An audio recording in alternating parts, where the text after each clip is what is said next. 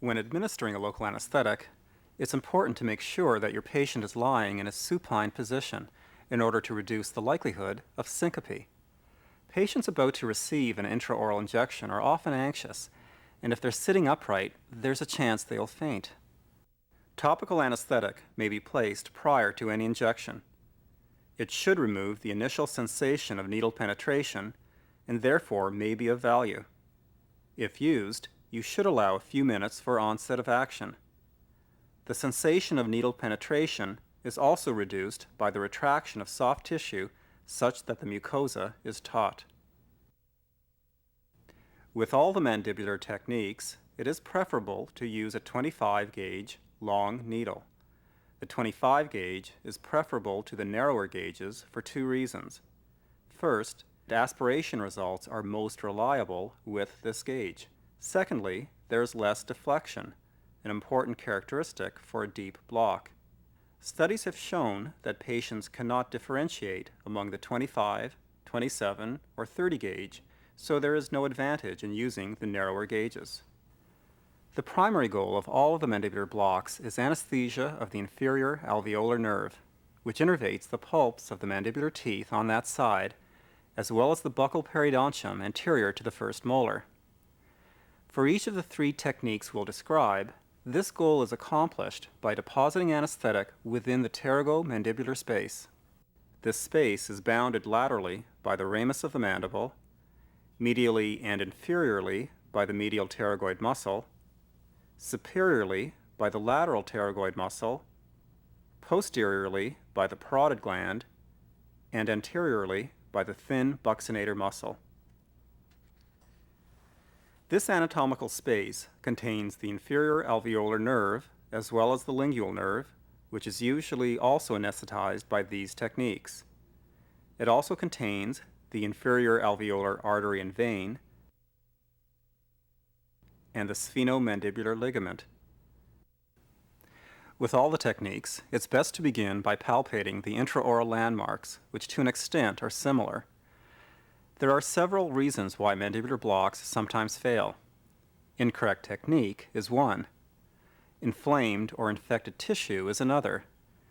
You shouldn't administer anesthetic into areas of infection, as the acidity of the tissues may prevent onset of anesthesia. Patient apprehension is a third.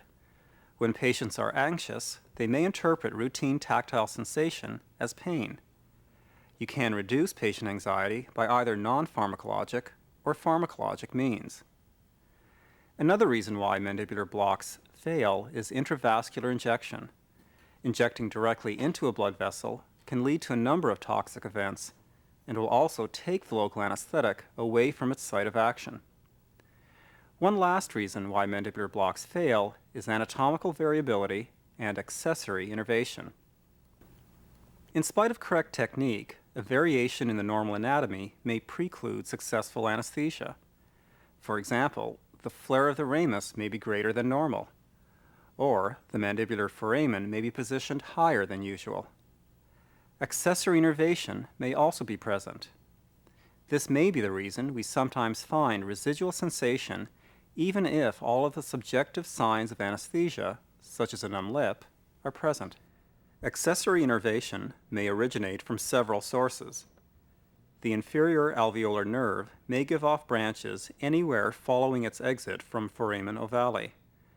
These accessory branches can enter the mandibular canal through any of the foramina on the medial aspect of the ramus, usually near the coronoid process.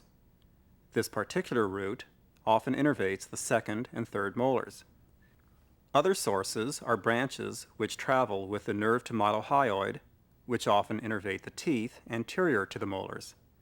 It has been proposed that accessory innervation to the third molar may originate from a branch of the auriculotemporal nerve, which enters a foramen near the neck of the condyle.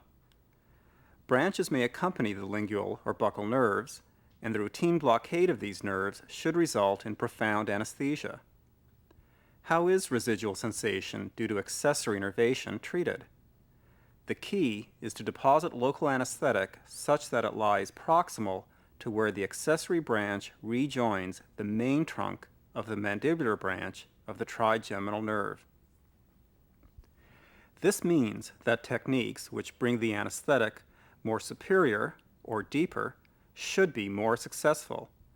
This may be the explanation as to why the alternative techniques, namely the Gao-Gates or Akinosi, have been reported to have high success rates. On occasion, accessory innervation may also be anesthetized by administering the local anesthetic adjacent to the tooth. This may be accomplished by administration of either a paraperiosteal, a periodontal ligament, or an intraosseous type of injection.